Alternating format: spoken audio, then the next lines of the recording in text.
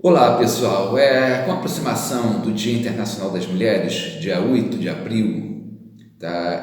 No Brasil a gente não tem assim, tanta coisa para festejar, porque haja visto que por aqui o assassinato de mulheres é muito grande e as mulheres deveriam ser mais respeitadas, porque nós, homens e outras mulheres também, viemos a partir de uma mulher, viemos de dentro do útero de uma mulher. Então, por aí, já deveria se ter respeito pelas mulheres e não haver tanta crueldade, tanta maldade, tanto assassinato de mulheres. Tá?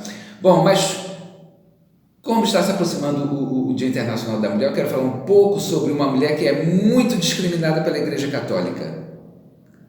Tá? Ela foi dita como uma prostituta, né? Bom, eu estou falando de Maria Madalena, tá? Por Maria Madalena eu já comprei briga, já falei muitas pessoas fizeram grosseria também por causa disso, mas eu não me importo, tá? Maria Madalena, na verdade, é o apóstolo dos apóstolos, tá? Bom, vamos lá. Jesus Cristo, em todas as suas pregações, ele dizia que não queria criar ou estabelecer nenhum tipo de religião, ou seja, igrejas, tá? Mas que ele dizia que queria uma grande transformação da humanidade, das pessoas. Queria trazer mensagens de engrandecimento, mensagens de ensinamentos para que o povo tivesse uma evolução e uma compreensão do que eram as coisas certas. No final do século I e início do século II, ganhou uma grande força a ideia de que a Igreja Católica era uma instituição em que seus padres possuíam um grande poder de ser intermediários entre Deus e o povo. A igreja então se tornou um instrumento de dominação do povo. A igreja dominava o povo, dizia as regras, citava regras e todo mundo tinha que ser obediente a essas regras. No início do século III, a igreja se tornou uma grande aliada e poderosa de Roma, tá? E tudo que era contra a igreja era usado de força. E tudo isso é revelia dos ensinamentos de Jesus, que diziam que homens e mulheres eram iguais e que deviam ser tratados da mesma maneira. Aliás, esse era um dos principais ensinamentos do verdadeiro cristianismo. As seguidoras de Jesus não se limitavam a fazer comida, carregar água e servir aos homens como era o costume e hábito daquela época. Elas ensinavam, debatiam a compreensão dos ensinamentos e até serviam de médios para as instruções dos espíritos, tá? Porque espiritualidade sempre existiu no mundo. Há uma grande tradição apoiada nos ensinamentos do evangélico bíblico, tá? Na própria Bíblia está escrito de que Maria Madalena não foi uma prostituta, tá? Não foi aquela prostituta arrependida que a Igreja Católica criou, e sim que ocupava uma posição de apóstolo com os 12 apóstolos homens. Ainda hoje a Igreja Ortodoxa considera Madalena o apóstolo dos apóstolos, uma mulher com uma atuação muito mais relevante do que a dos 12 apóstolos homens. Naquela época, as mulheres não podiam ser testemunhas nos tribunais, mas Jesus Cristo escolheu justamente uma mulher, Maria Madalena, para ser a primeira e única testemunha da sua volta depois da morte. E essa é a informação mais importante para o mundo, tá? Pois era a prova de que existia vida após a morte. Maria Madalena foi muito importante na vida de Jesus Cristo, discípula esclarecida, como a mais amada também. A igualdade entre homens e mulheres foi abandonada pela Igreja Católica.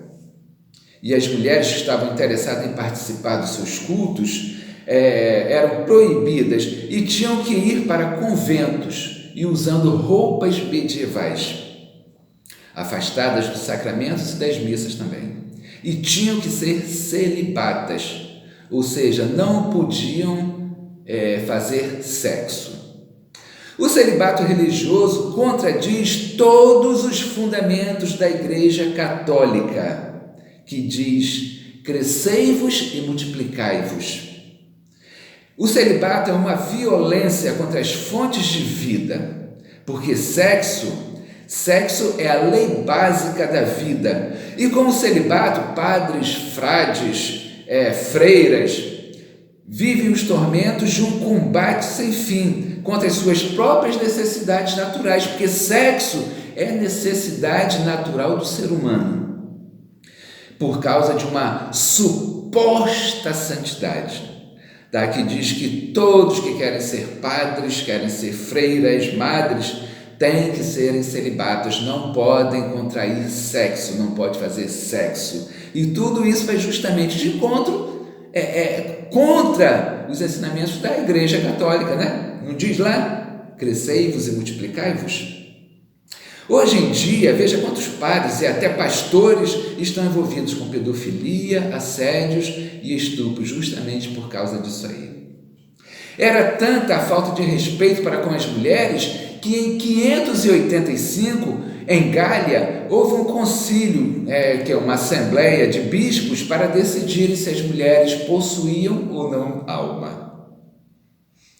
Diante da possibilidade, da positividade às mulheres, é que Maria Madalena foi difamada injustamente como a prostituta arrependida. E quem criou essa fantasia, essa baixaria, foi um cara chamado Tertuliano, que foi um dos fundadores da Igreja Católica.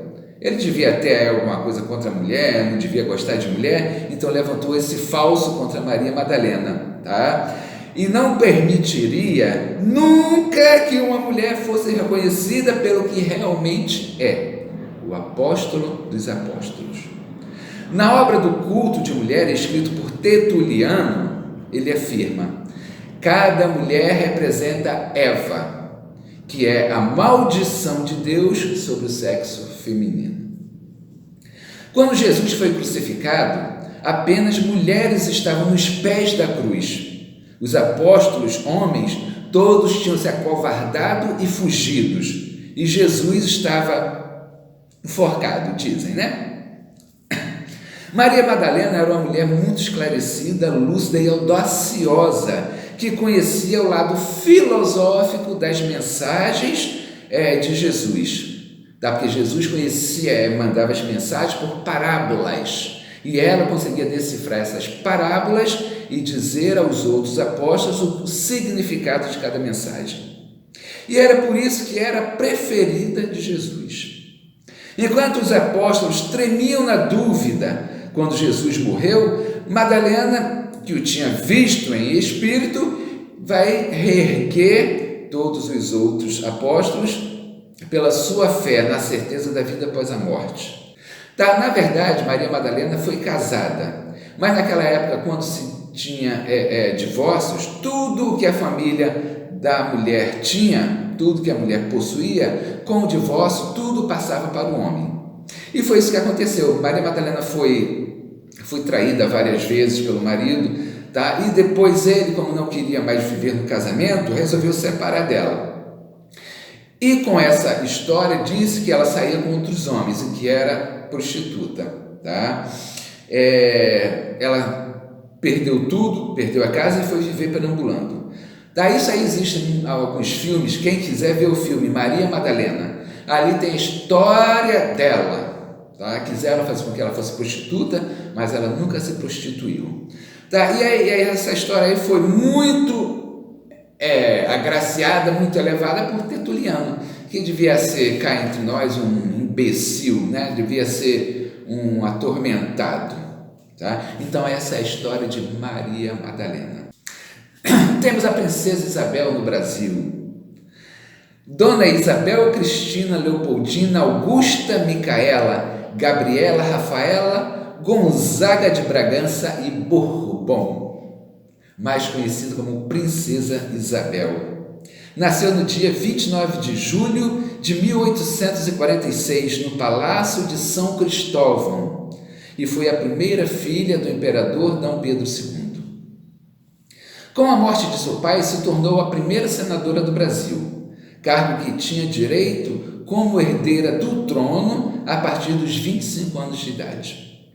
Preocupada com a educação pública, cria escolas de segundo grau e também normais, para o preparo de professores para o ensino primário de ambos os sexos.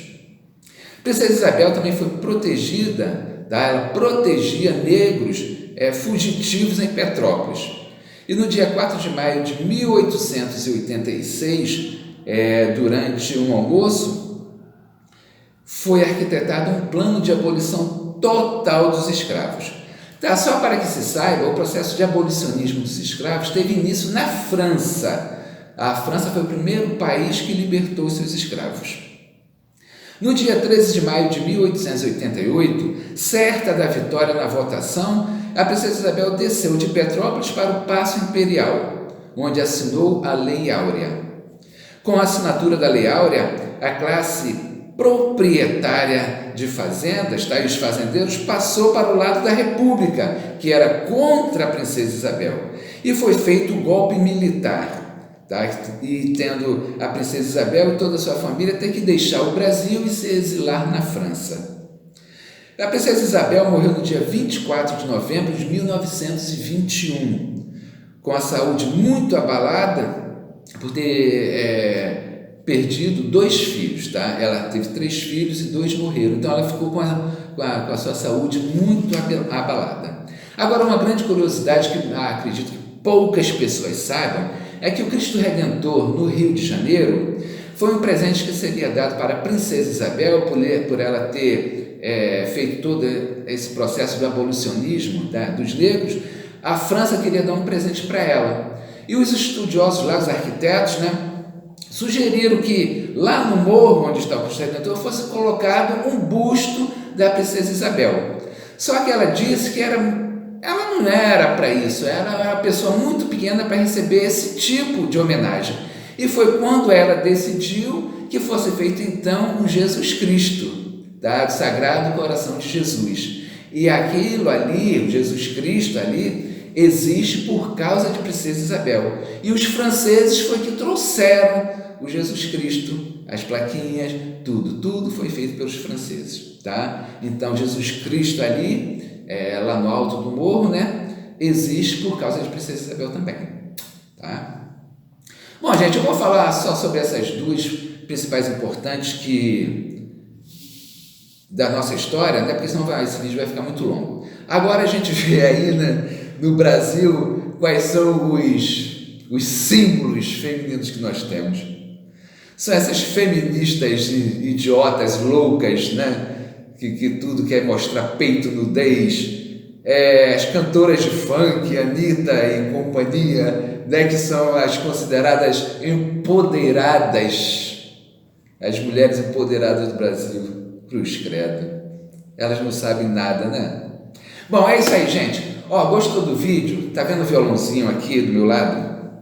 Tá? Passa o mouse aí em cima do violãozinho que vai aparecer a palavra inscreva-se. Clica em inscrever-se no canal, vem para o meu canal que eu estou postando muita coisa legal, tá? E festejando o Dia das Mulheres, aí compartilha esse vídeo se você achar que deve ser compartilhado, curte esse vídeo, deixa uma mensagem, eu vou postar muita coisa interessante ainda no canal, tá certo? Um abraço para vocês, para todas as mulheres, feliz Dia Internacional das Mulheres, dia 8 de abril, encontrem alguma coisa para poderem festejar. Certo? Um beijo.